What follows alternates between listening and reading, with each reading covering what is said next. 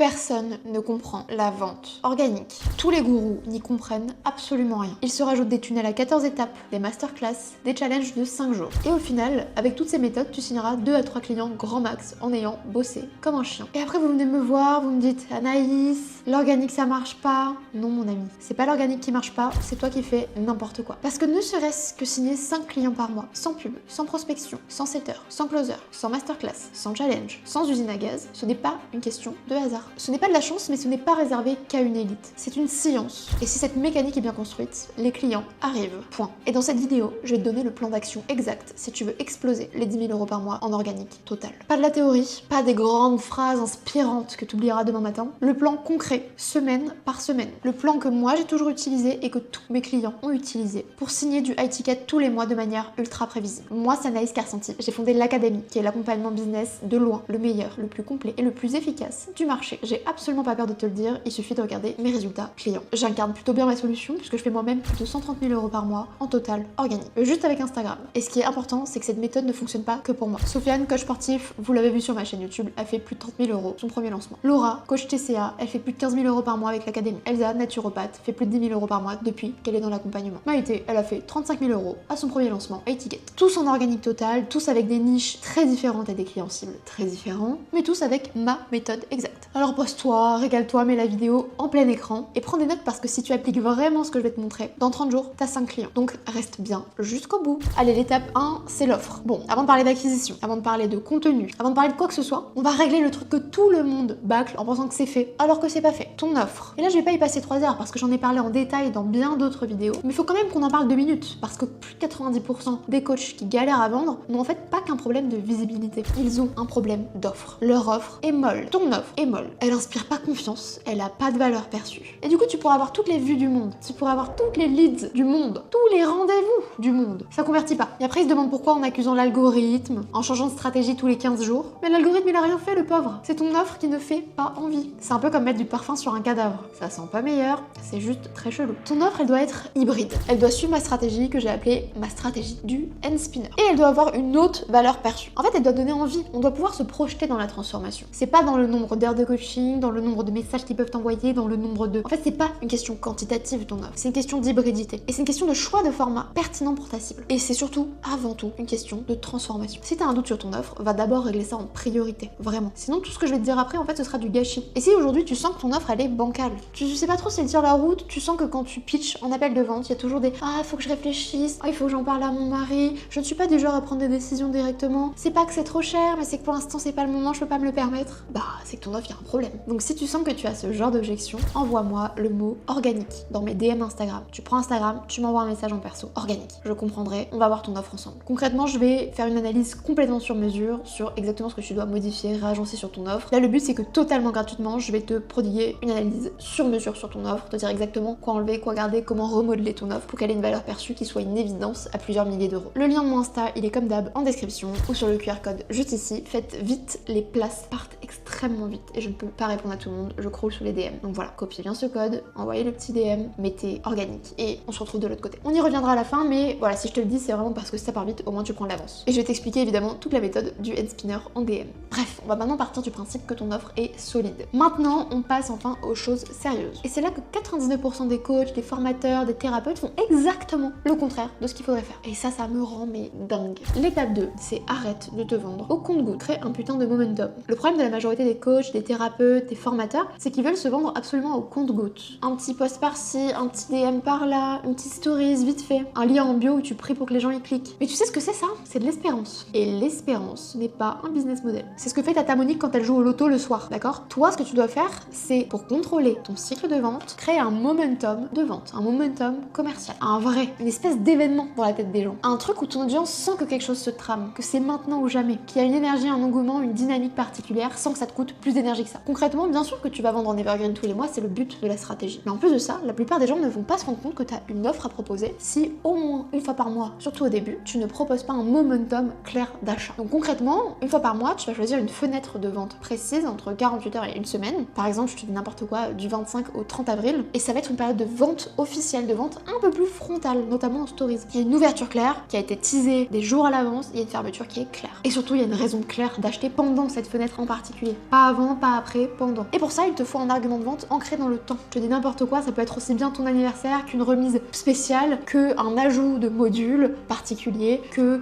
future augmentation de prix. En fait, peu importe le prétexte, il faut un pourquoi, un argument d'achat maintenant. Sinon, les gens ils se disent bah je verrai plus tard. Et plus tard, spoiler, ça veut dire jamais ou ça veut dire chez quelqu'un d'autre. Et toi, tu te retrouves comme un vendeur de glace en décembre, t'as le produit mais personne ne s'arrête. Et à l'intérieur de ce momentum, c'est hyper important que ton offre soit limitée. Non seulement en termes de temps, on l'a dit, donc ça c'est de l'urgence, un principe fondamental de Cialdini, mais aussi en termes de place, rareté, autre principe fondamental de Cialdini. Et je sais ce que tu te dis. Tu te dis ah mais moi je veux pas faire de la fausse rareté, Anaïs. J'ai pas envie de faire le coup des je cherche 4 places, 4 entrepreneurs qui sont dévoués. Non, par pitié, ne faites jamais ça. Déjà, la fausse rareté c'est dégueulasse, mais en plus tout le monde le repère genre à 100 000 km. Mais la vraie rareté, c'est un outil de conversion hyper puissant. Je veux que tu fixes ton nombre de places disponibles à quelque chose qui est cool pour toi en termes de chiffre d'affaires, qui est délivrable au max pour que l'expérience client soit incroyable et qui est quand même assez short pour que ce soit de l'ultra premium et que il y ait des places quand même limitées. Si tu prends vraiment que 10 clients sur cette offre, dis-le. Si le prix augmente vraiment le mois prochain, dis-le. Si l'offre se termine vraiment le 30 avril, tu le dis. C'est pas de la manipulation, ça s'appelle du business honnête. Parce que sans tension d'achat, je vais pas te mentir, je vais pas te brosser dans le sens du poil, personne ne t'achètera sur un coup de tête comme ça. Parce que la vérité, c'est que la plupart des gens, ils vont reporter. En fait, il y a toute une catégorie de profils qui t'achètera en evergreen, mais la majorité de profils ont besoin d'un momentum. C'est comme ça. Ton cerveau procrastine par défaut, c'est la nature humaine. Donc en fait, tu dois lui donner une raison de passer à l'action maintenant, tout simplement. Surtout quand c'est un choix difficile, parce que c'est des transformations qui sont impressionnantes et qu'ils attendent depuis longtemps, parce qu'ils se sont peut-être déjà trompés sur d'autres investissements. Donc il faut vraiment que tu leur donnes une raison forte de te faire confiance maintenant. Ok, donc on a l'offre, on a le momentum, on a la fenêtre de vente, mais tout ça, ça sert à rien si personne ne le sait. Et c'est là qu'on rentre dans la partie la plus importante de tout le process. Et en fait, c'est celle que tout le monde bâcle, et pourtant qui pourrait tellement te différencier de tous ses concurrents. C'est d'ailleurs ce qui va faire la différence entre un lancement à 0 et un lancement à 5 chiffres. Étape 3, le teasing. C'est là que tout se joue. Et je vais te dire un truc que j'aimerais que tu graves dans ta tête. Un lancement réussi, c'est un pré-lancement réussi. Ni plus, ni moins. Un bon lancement dépend entièrement de la qualité du teasing que tu as fait avant. Entièrement. Si ton teasing est nul, ton lancement sera nul. Si ton teasing est dingue, ton lancement sera dingue. En fait, c'est aussi simple que ça. Le teasing, c'est la fondation invisible sur laquelle tout repose. Donc, combien de temps doit durer un teasing? Moi, je dirais entre 10 jours et 20 jours minimum. Si c'est la première fois que tu lances ton offre ever, ça peut même durer jusqu'à 1 mois, 2 mois si tu les emmènes vraiment dans la construction de ton offre. Sinon, en temps normal, entre 10 et 20 jours, c'est parfait. Pendant ces jours-là, ton boulot, c'est une seule chose. Réchauffer ta putain d'audience. Tu crées de l'attente. Tu crées même une impatience, ils doivent se gratter les veines d'avoir accès à ton offre. Il faut installer dans la tête de tes prospects cibles que c'est maintenant une occasion qui ne se représentera pas. En fait, tu fais monter la mayonnaise, monter la désirabilité jusqu'au jour en fait du lancement où le prospect a déjà une heure, une date de prévu et peut acheter. Qu'est-ce que tu montres pendant ce teasing? Si ton offre évolue au change, tu vas montrer les coulisses. Comment t'as pensé à cette évolution, pourquoi t'as pris cette décision, pourquoi c'est encore 1000 fois mieux pour tes clients, leur retour déjà pour ceux qui ont déjà accès à ce changement. Tu communiques clairement aussi la date, l'heure de sortie et la rareté de cette offre. En fait, tu fais en sorte que les gens soient vraiment prêts le jour J. Comme si tu préparais ton mariage en fait. Évidemment que si tu tiens pas les invités au courant de l'heure à laquelle il faut arriver à la mairie, du jour duquel tu te maries, bah en fait t'étonnes pas s'il y a personne qui vient. Et pendant le teasing, tu sais quel format est le plus puissant? C'est pas les posts, c'est tes stories. Les posts, tu vas très rarement faire de la vente frontale, alors que le teasing, mais tu m'en mets dans tous les sens. Tu vas avoir l'impression d'être hyper lourdingue, mais c'est normal, c'est un lancement. Si t'as pas l'impression d'être lourdingue, c'est que tu en fais pas assez. Et ça, c'est un truc que personne ne comprend. Tout le monde se casse la tête à faire des carousels de dingue de présentation factuelle de l'offre pendant leur lancement. Alors que les stories, beaucoup plus simples, qui paraissent en tout cas beaucoup plus spontanées, mais qui sont beaucoup plus stratégiques, vont avoir 10 fois le résultat. Tu peux mettre des stories de mock-up, tu peux mettre des stories de spoiler, tu peux mettre des stories de bienvenue quand un client signe, tu peux mettre des stories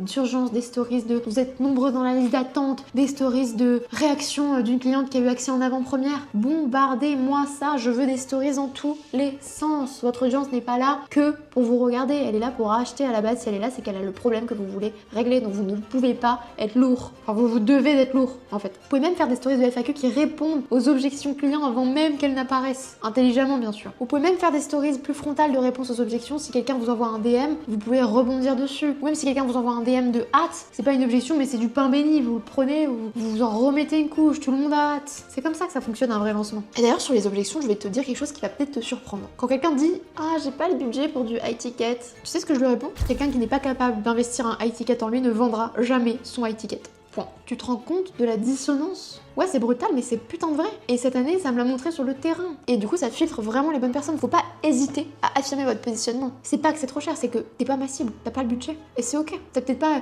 un besoin si réel que ça, tu vois. T'as peut-être pas une priorité sur ça aussi. Et c'est ok. Ça veut pas dire que bah, t'es moins une bonne personne, t'es moins un bon entrepreneur. Tu peux avoir d'autres priorités. Mais assume le fait que ce soit pas ta priorité. Bref, tu l'auras compris, en pré-lancement, on surcommunique. Le but, c'est que ton audience soit déjà brûlante quand ton offre ouvre. Et si t'as bien fait ton teasing, le jour de l'ouverture, ce n'est même plus une question de convaincre, l'effort de vente est minimal. C'est juste une question de dire, c'est prêt, voici l'offre, bon Hunger Games.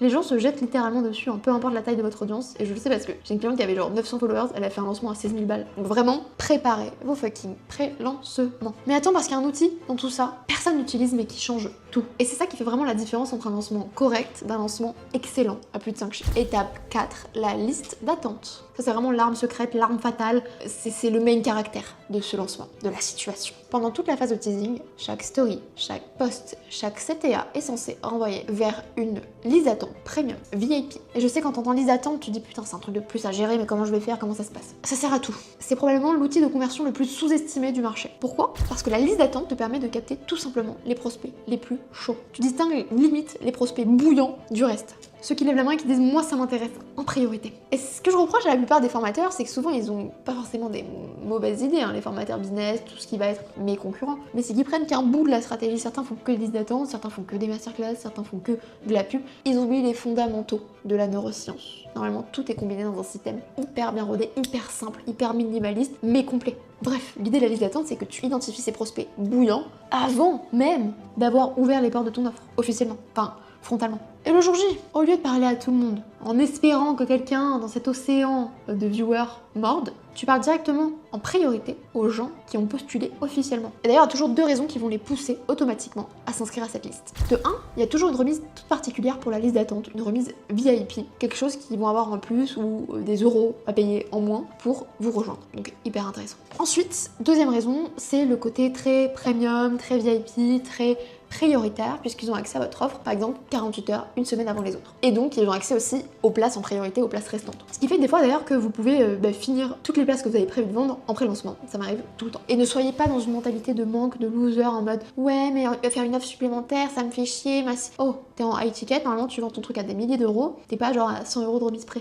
ou à un module, ou à un coaching offert en plus. Et le truc malin, c'est que tu peux ouvrir ton offre, donc imagine la sensation. Une fois que t'as fait tout ça, imagine la sensation. Tu génères des ventes avant même que tu aies ouvert les portes de ton lancement. T'as même pas démarré ton lancement qu'il y a plein de places qui sont déjà parties. T'as déjà généré des milliers d'euros alors que le lancement n'a pas commencé. Imagine le mindset dans lequel tu rentres dans ton lancement. D'ailleurs, avec cette stratégie, le closing se fait quasi tout seul. Vous n'avez jamais, bon ça c'est un principe fondamental, mais vous n'êtes pas censé devoir forcer la vente, négocier avec le prospect. Normalement, la vente transformationnelle, c'est quasi du coaching déjà, et en plus c'est hyper fluide. La personne elle a juste à vous dire c'est pas cher pour ce que c'est, on signe. Donc la liste d'attente, ce n'est pas un gadget, c'est une machine à vendre sans effort. Et on en arrive à l'étape 5, le jour J. Tu ouvres, tu y vas frontalement. Le lancement, comme je t'ai dit, doit avoir un jour précis, une heure précise. C'est un rendez-vous. C'est pas un truc flou où tu postes un lien à 14h37 un mardi random. Non, c'est un événement. Et du coup, pendant toute la fenêtre de vente, qu'est-ce que tu fais? Des mails tous les jours. Oui, tous les jours. Un mail par jour. C'est d'ailleurs le minimum, rassurez-vous, il y en a qui se gênent pas et qui envoient les 5 mails quotidiens là. Un mail quotidien pendant la période de lancement, c'est vraiment la base. Tu rappelles l'offre, tu rappelles la transformation, tu mets un maximum de témoignages clients, tu remets de la rareté, de l'urgence et tu tiens au courant aussi des avancées, des places qui restent et du temps qui reste. Tu fais des appels à l'action et puis ça rentre dans le tunnel. Et je sais que ça fait peur, je sais que tu tiens, je vais saouler les gens, tous les jours c'est peut-être un peu beaucoup, en plus il y a des posts. Non, tu vas pas les saouler, ils ont besoin de toi. Tu as un truc exceptionnel à leur proposer et tu leur dis. C'est des personnes qui veulent se transformer. Et sinon ils se désabonneront tout simplement. Un lancement, ça ne se murmure pas, ça se porte frontalement, clairement, chaque jour, pendant toute la fenêtre. Et c'est maintenant, pas pendant le teasing, maintenant que les posts Instagram changent de nature et deviennent un petit peu plus frontales, une bonne phase 2 comme on l'aime, une phase vraiment très orientée résultat de la transformation. Pendant le teasing, ouais, tu chauffes à fond avec tes stories, tu t'envoies, etc.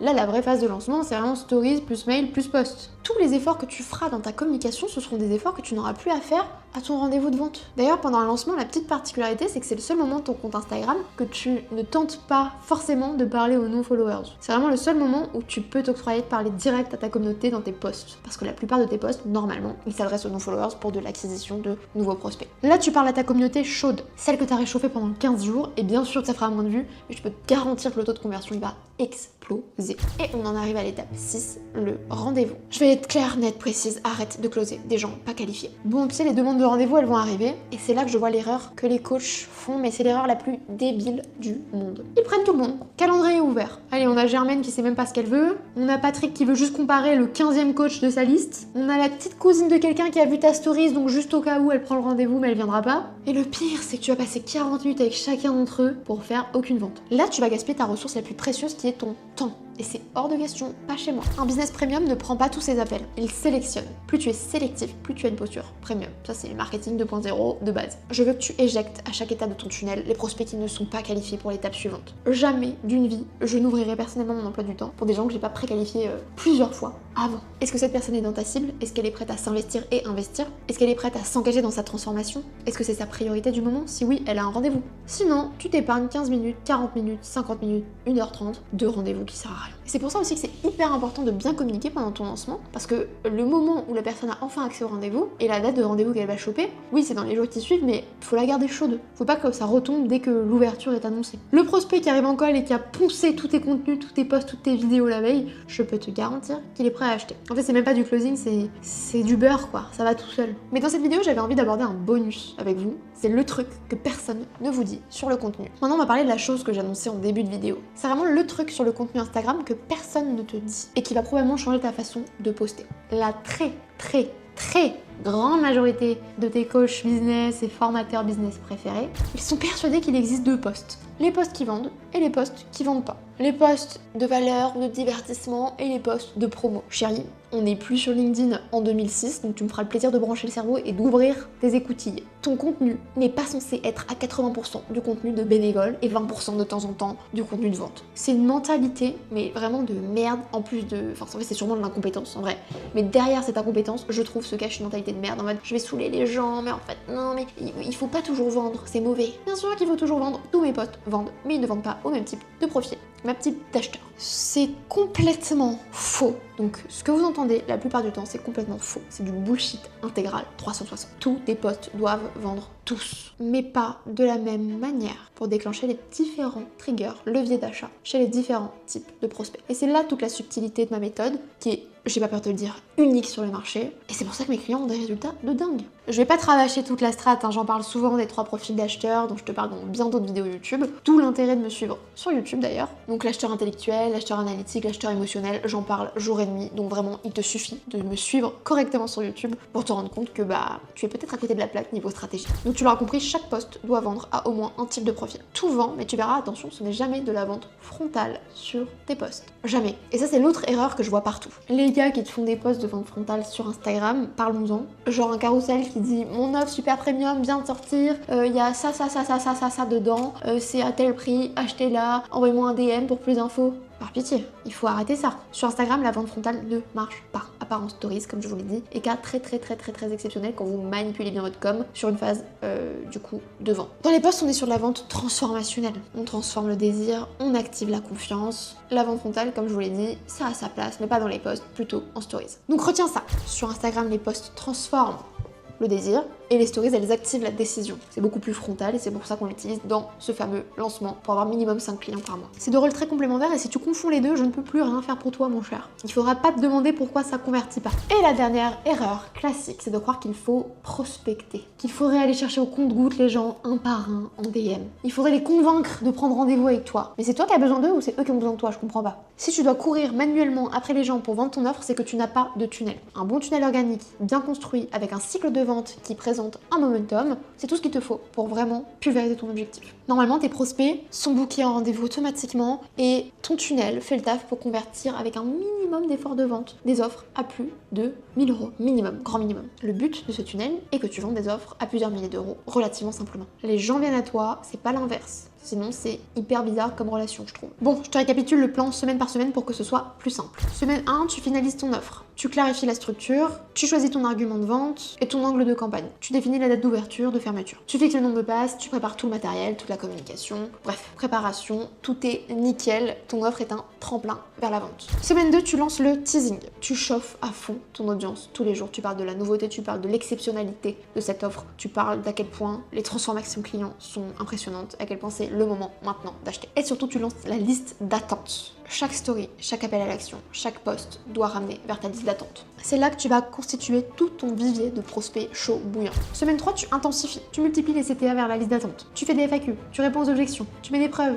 les coulisses de ce lancement. Tu montres que ça se remplit, tu montres que tu es successful sur ce lancement, c'est hyper important. Peu importe à quel point ton lancement est mal parti, tu ne lâches pas jusqu'au dernier jour. D'ailleurs, les gens achèteront toujours beaucoup plus premier jour du lancement, dernier jour du lancement. Bref, si t'as bien travaillé, tu peux ouvrir 48 heures avant la date du lancement ta liste d'attente. Et donc faire tes premières ventes en avance. Donc je te laisse imaginer le boost de confiance et le niveau de préparation avec lequel tu arrives au vrai lancement. Semaine 4, ouverture officielle. Mail quotidien, story quotidienne, post quotidien. Donc là, il y a la prise de rendez-vous, la présélection, les signatures, et puis on négo, les ventes vont s'enchaîner. Bien sûr, tu fais une belle fermeture avec une belle urgence de last minute et tu as officiellement clôturé le lancement le plus successful de ton existence. Si tu fais ça proprement, avec une offre solide et un pré-lancement extrêmement bien exécuté, tes 5 clients à étiquette là, sans pub, sans prospection, sans site internet, sans méthode chiante en fait. C'est plus un rêve, c'est des mathématiques. Et je vais terminer avec un truc important. Tout ce que je viens de te montrer là, c'est exactement la méthode que mes plus de 900 clients ont utilisée pour signer des clients premium à étiquette.